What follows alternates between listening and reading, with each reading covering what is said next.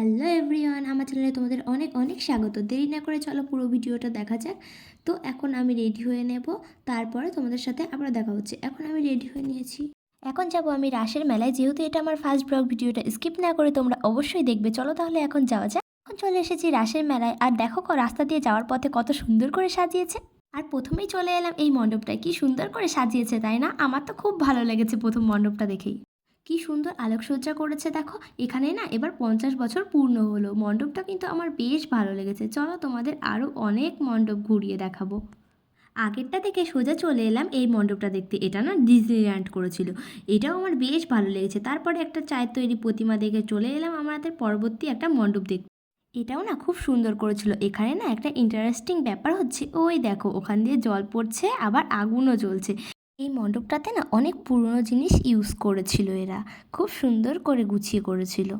তারপরে সোজা হাঁটতে হাঁটতে চলে গেলাম বড়গোসাই বাড়ি। শান্তিপুরের এই বড়গোসাই বাড়ি অনেক ইতিহাস জড়িয়ে আছে রাসের।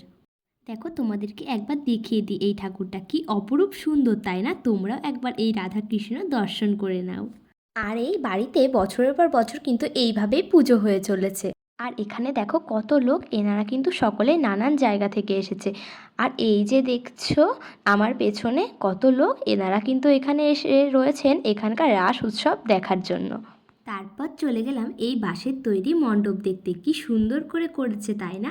এই মণ্ডপটা তৈরিতে যা কিছু দেখছো সমস্ত কিছু কিন্তু বাঁশ দিয়ে তৈরি। কি সুন্দর অপরূপ হাতের কাজ তাই না? তারপরে চলে গেলাম একটি বোতামের তৈরি প্রতিমা দেখতে। এখানে বোধহয় 38 রকম বোতাম দিয়ে প্রতিমাটি তৈরি করেছিল।